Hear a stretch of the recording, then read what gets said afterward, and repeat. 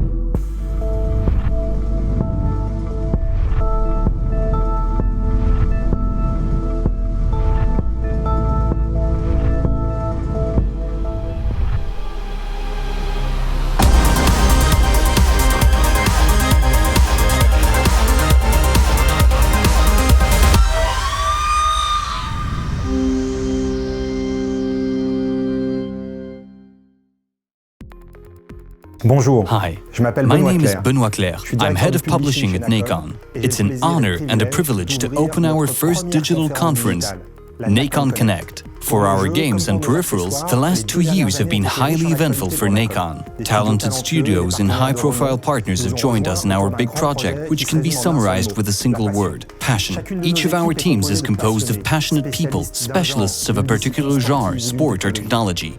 Like you, they are fans of motor racing, role-playing, adventure games and simulations. They dream of rugby, tennis, cycling.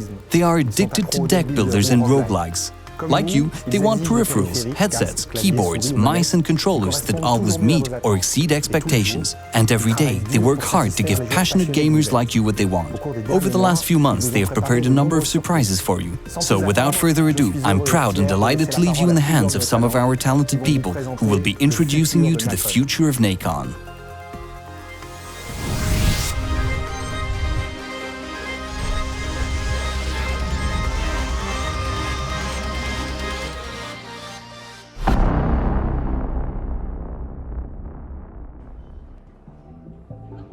Friends and subjects, thank you all for coming.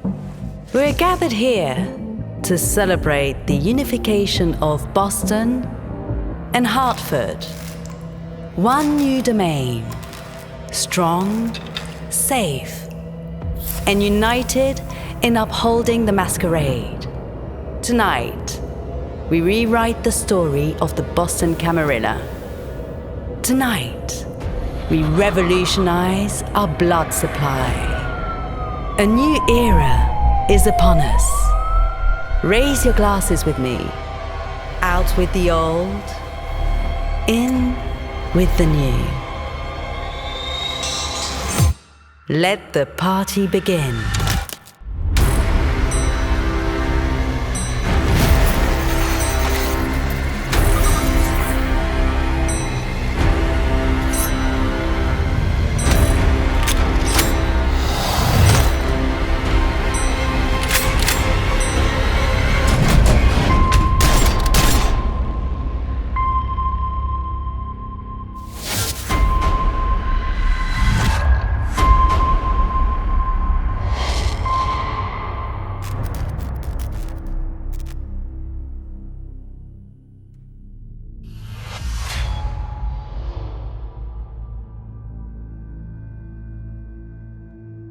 Hello, my name is Ilya Tipo, and I'm a quest designer at Big Bad Wolf Studio. We're currently working on Vampire the Masquerade, Swanson. At Big Bad Wolf, we specialize in story-driven RPGs. Story-driven because we want to tell a story, and RPG because we want to give players as much freedom as possible to roleplay, like in pen and paper role-playing games. It's the perfect combination for adapting a franchise like Vampire the Masquerade into a video game. The world of Vampire the Masquerade is basically like ours, but with vampires. There are smartphones, electric cars, and all other familiar items, but vampires walk among us. The only thing is that they are outnumbered by humans and so must remain hidden. This is what we call the Masquerade, the only rule that vampires must comply with and that the Camarilla, the largest vampire sect, tries to enforce. It's the 21st century, a very challenging and dark time for vampires. The elders have left and London has fallen. Against this difficulty and uncertain backdrop, a new prince emerges to take charge of the Camarilla in Boston. The shootout you saw in the trailer is the start of the game. It's the event that triggers all the twists and turns that you'll face as a player and try to influence.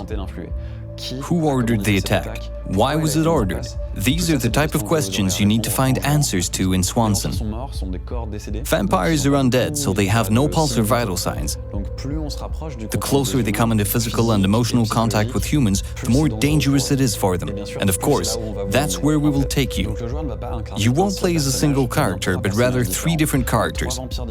3 different vampires from 3 different clans with different powers and different views on the plot, the world, and the Camarilla. It's also a chance to make them interesting as characters. Each of them has a separate backstory and past that is as interesting to explore as the mainline story unfolding in the present. So it's your task to lead the investigation and find out who is behind the attack, who is after the Camarilla, and why. Your first task is to complete your character sheet. For each of your 3 characters, you can allocate attributes and different skills.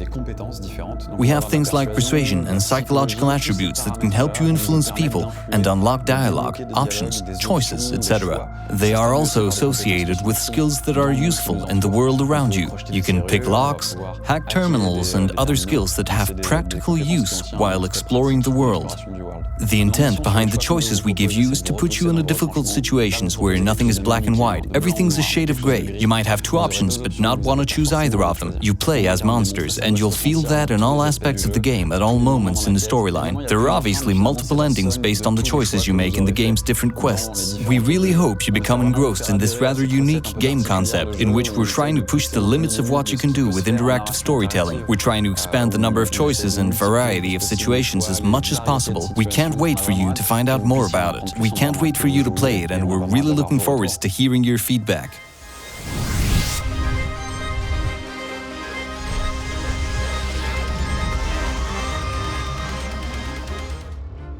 Ciao, sono Marco Ponte. I'm Marco Ponte, CEO of Raceward Studio. In September 2019, we joined the Nacon family. And soon after, we started putting all our passion into developing a game set in the world of motorcycle racing. This game is unique in its genre and uses innovative technology in terms of simulation. Kiloton provided the engine we're using to develop this title, which helped us get up and running immediately and make our extensive experience in this field available to the whole group. Most of our developers have a lot of experience creating this type of game, and they ride motorbikes in real life, which I think is very important when making games like this. Because being able to recreate and implement the same feelings as riding a bike in the real world is extremely important. Rims Racing is a completely new approach to the motorcycle simulation game experience. In our game, you can use the top-of-the-line bikes from the biggest manufacturers in your quest to harness their power. Our game provides an extremely accurate riding experience and precise control of the bike. We think it is hugely important for fans of the genre. But we also wanted to give beginners the chance to enjoy this type of game.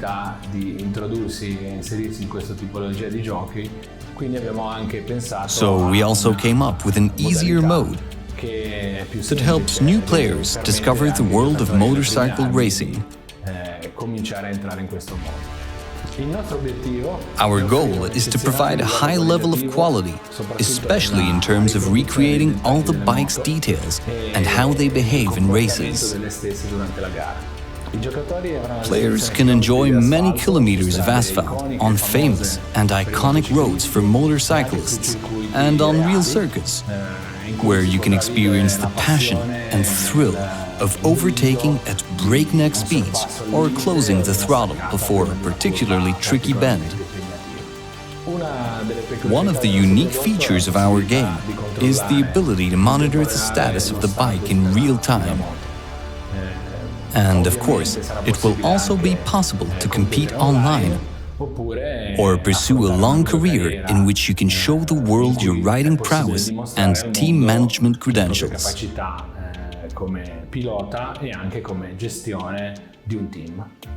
One of our priorities is to give players the chance to modify and manage the mechanical aspect of the bike. This obviously helps to provide better realism and more customization options for your bike.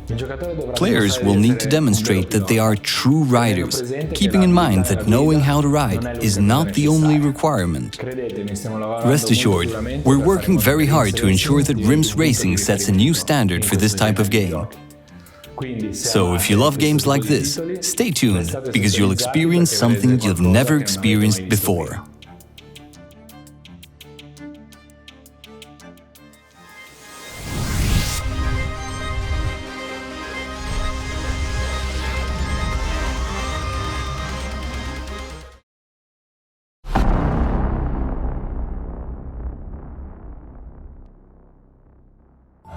Many moons ago, mortals rose up against me and chased me down. They were led by demon hunters, wretched beings incapable of seeing the beauty of a corrupted world. My creatures and demons gave everything they had in the fight, but it was not enough. I was forced to leave the world of the living. Weakened, I returned to hell to survive. For years I consumed fresh souls to regain my power, but their numbers are fast diminishing. I cannot wait anymore. I must reclaim my rightful place. It is time to gather my forces once more. Those who signed a pact with me will do as I order. They will spread terror and corruption in my name. The time has come for my revenge.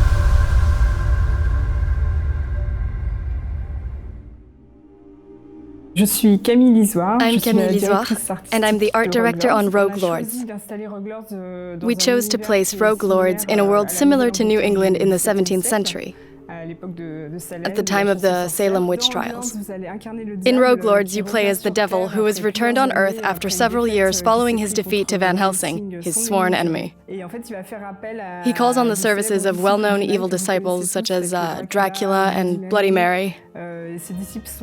His disciples are reminded of the pact they signed with him earlier, so they have no choice but to work together as a team to fight the devil's enemies. As you play on the side of evil, you obviously fight the forces of good. The forces of good are mainly demon hunters, but not all. There's also Sanctualumen, a mysterious organization you will encounter that seems to cause you a lot of trouble. It's a co-production with Laker, another studio from the Paris region. We created the prototype of the game with them a few years ago, so it was an obvious choice to continue developing the game with them. And when Cyanide joined the Nacon fold, we could finally start production on the game we had dreamed about for several years. We wanted the game to be quite dark and mature, so we set out to explore gothic fantasy, and obviously the first influence we turned to was Tim Burton and all of his work.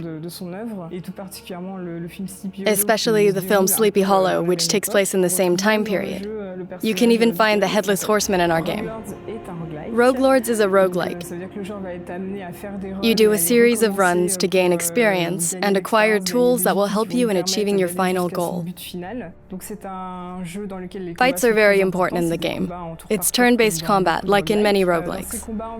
In these fights, you control a team of 3 characters chosen from among the Devil's disciples, who each have a set of skills you can also choose.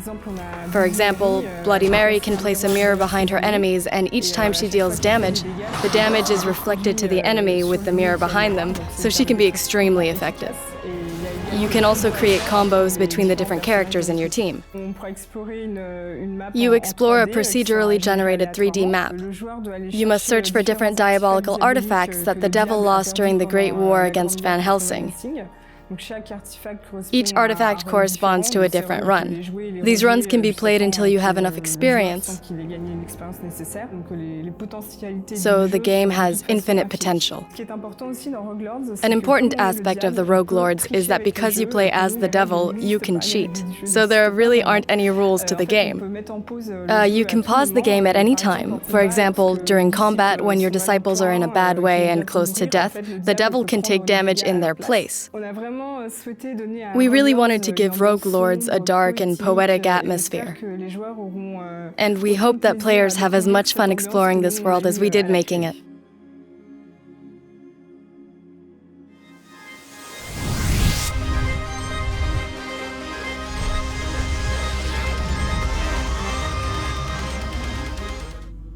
Bonjour. Hi, I'm Yannick Allard, Director of Nacon Peripherals, and I want to talk to you today about the future of Nacon. For several years now, our team of designers, engineers and project managers has been developing gaming peripherals for all the different consoles on the market and for PC. We gained considerable expertise developing peripherals at Big Ben, and 6 years ago we decided to create the Nacon brand. We operate all over the world, Europe, Asia, Japan, so we are an international brand, and we are continuing to develop our player community. We also have been lucky enough to partner with Sony, which has enabled us to develop officially licensed products, including controllers, such as the Revolution line of controllers, which has raised the profile of our brand throughout the world. A few months ago, we were delighted and proud to welcome RIG to the Nacon fold. RIG is a brand with a global reputation. Our different areas of expertise complement each other nicely.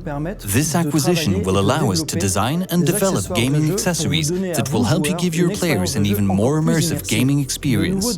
We are facing new challenges. Today's players want to play everywhere. Cloud gaming is making this possible. The arrival of 5G means players can truly play anywhere. And we will support gamers by developing products designed for this new way of playing. We are already in discussions with lots of telecom operators, including Orange in France, to help them develop products for your smartphones. This year is an important year for us, because we have welcomed RIG to the Nacon team. But I am also delighted and proud to announce that we've entered into a partnership with Microsoft. With this new Microsoft partnership, we can develop new peripherals for PC, Xbox One consoles, and the next console generation. The future is indeed bright for Nacon, and we can't wait to show you our new products in the coming months. Très impatient de pouvoir vous présenter ces nouveaux produits dans les mois qui vont arriver.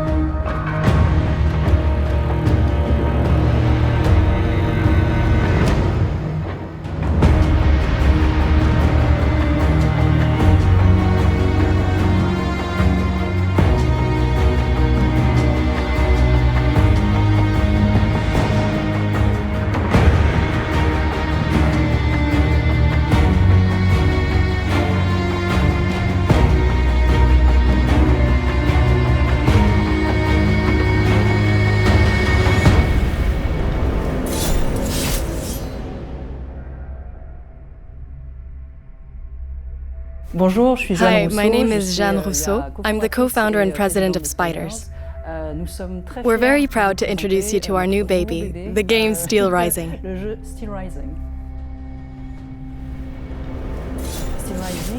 For our latest game, Steel Rising, we created a new and original universe especially for the game, and a very much more action-focused approach than the gameplay found in our previous titles. In Steel Rising, you play as Aegis, an automaton in female form, a masterpiece that serves as a bodyguard to Queen Marie Antoinette. And Queen Marie Antoinette has ordered us to seek out our creator to put an end to the massacres carried out by the robot army of King Louis XVI, who seems to have gone mad while trying to suppress the nascent revolution by unleashing an army of out-of-control robots. So your mission is to try to stop all of that. In this version of Paris, you find well-known monuments and others that don't exist anymore. We recreated the Grand Châtelet, for example, and the Tour du Temple, the kind of places that characterize the period.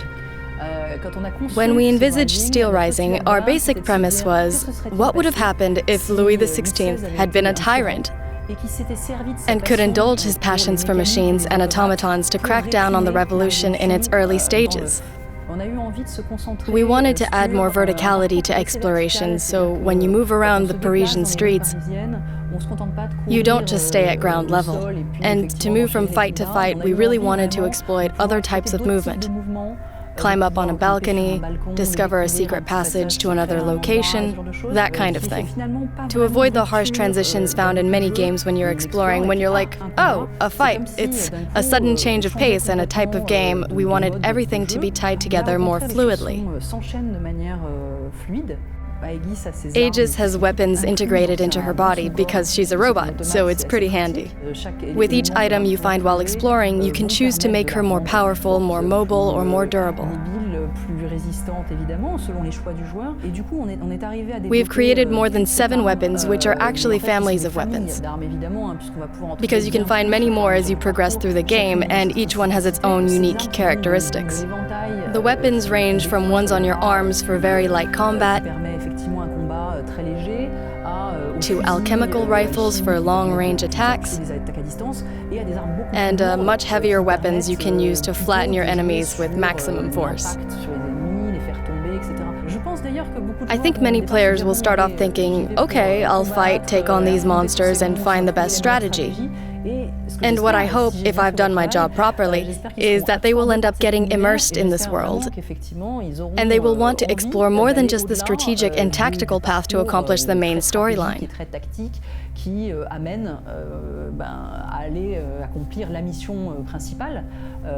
We put a lot of effort into creating lots of side quests that enhance the world, so you can also find unique gear and items that tie into these quests.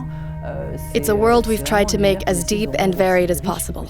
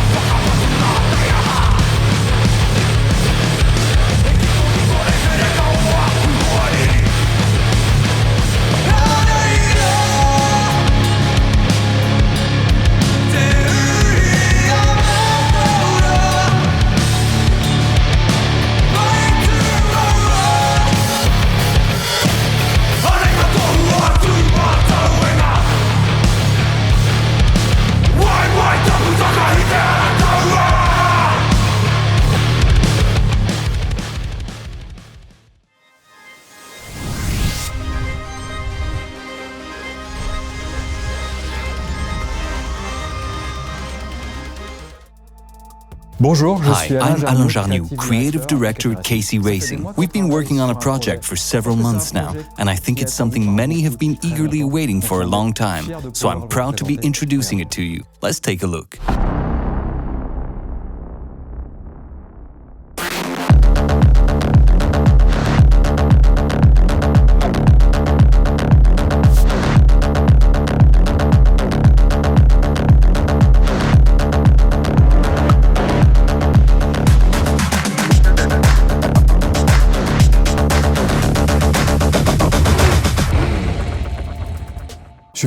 I'm delighted to announce a new game in the Test Drive Unlimited series, Test Drive Unlimited Solar Crown. You may recall that the Solar Crown is the name of the competition we had in the previous Test Drive Unlimited game. We wanted to reuse this name and the championship's concept, which is not a closed championship where the player is restricted to doing certain things. We wanted to give players a variety of things to do and the freedom to progress through the game however they want.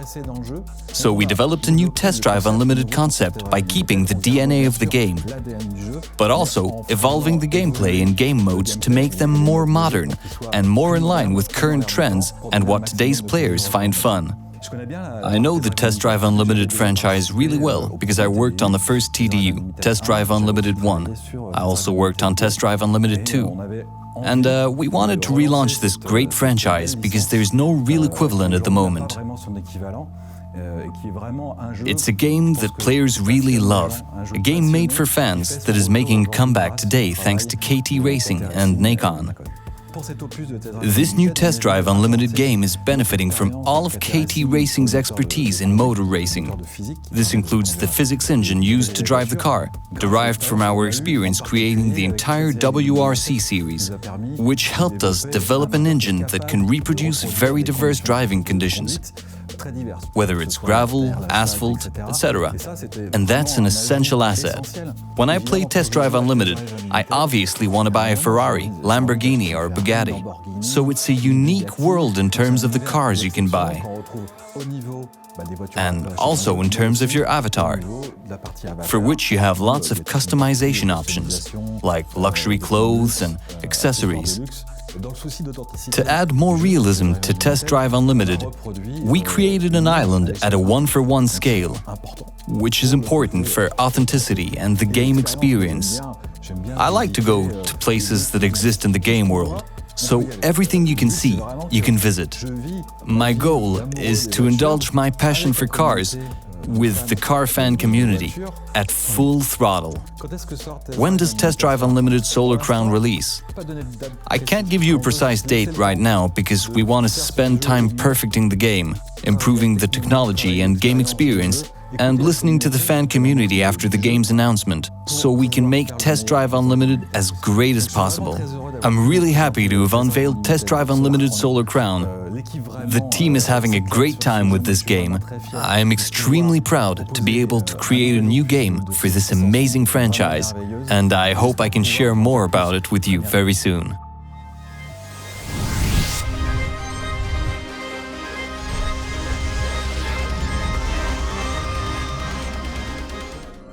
Bonjour, je suis Jean-Michel Villain. I'm Jean-Michel Villain, creative director and CEO of Abracam Studio, and today I'm pleased to introduce to you the game Roguebook. It's a roguelike deck builder. When you start the game, you choose 2 heroes from a selection of 4. So you have a hero combination, a starter card deck, and as you progress through the game world encountering and fighting enemies, you craft more and more cards, as in-deck building games, to gradually improve your deck. It's a roguelike, so you can lose 1 hero. But if you lose 2, you have to start the game from the beginning. All content is procedurally generated, so you can't make the same choice twice because the content changes from one run to the next. There's also an aspect to the game that we call the overworld. It's a map you walk around in and explore the world, which has been spawned by the Roguebook. In this layer, you can find bonus artifacts and treasure, and also encounter enemies, win battles, fight bosses, etc. Find gems and customize your deck based on the enemies you defeat. Once you've finished the game the first time on the basic difficulty level, you'll see that there are things that you can unlock to help you advance to the next difficulty level. The difficulty increases, but the player also has more options, which means more combinations are possible, and it never gets boring. All the game's action takes place in the Rogue Book, which is actually the lore book of our first game, Feria. So it's a type of compendium that includes all the legends and stories of the universe of Feria, which is a huge world. If adventurers open the book, they are sucked inside and become trapped. As for the game's heroes, we chose 4 of the most popular heroes from Feria, which were characters that we put the most effort into when developing Feria. There's Shara, who is quite a badass adventurer, Soroko, who is an ogre triton, Cypher, the rat demon, and Aurora, the turtle.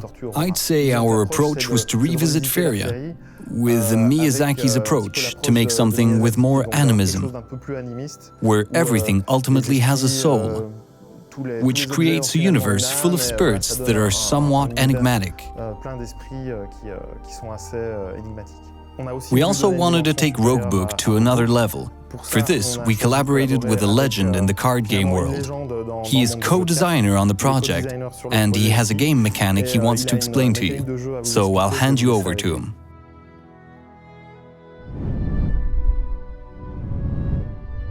Hi, I'm Richard Garfield.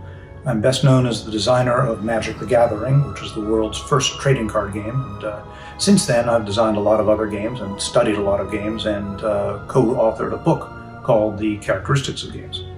My involvement with Rogue Book began with being a fan of Feria. Feria is a digital card game, and it really used to board in a unique way that I found very appealing. In fact, I had to quit the game because I was spending too much time on it, and there's not too many games I can say that about. When the Abracam team decided they were interested in doing a deck builder, we talked. I really love deck builders, and so we decided that there was a good opportunity there for a partnership, and that's how I became a co-designer for Rogue Book. One of my favorite innovations with Rogue Book is the fat deck system. The fat deck system began when I shared with the team my interest in a deck builder which at the high end was not so involved with getting rid of cards from your deck. Most deck builders, this is an important part of the strategy. It's you add some cards, but then you spend a lot of time getting rid of cards. And getting rid of cards is not as much fun as adding them. Getting rid of cards often gets rid of cards which are interesting but don't really fit with your deck, and also makes the deck more consistent. I wanted to see a game where it was possible to pursue a strategy which was much more about getting a big deck which was a little less predictable but a lot of fun. We went about that by making it so that you get rewarded by getting certain thresholds of cards in your deck. This is done through having a skill tree for each of your characters, and when you get up to a certain number of cards, you get to choose a skill for your character. That way, you get a really custom experience with your deck in several different ways.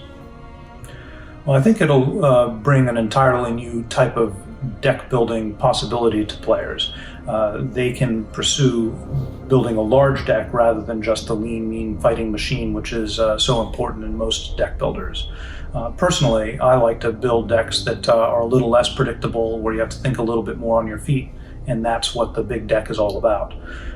So this will give more options for people in how they engage with the game. Well, I hope you all enjoy playing Rogue Book as much as we've enjoyed putting it together.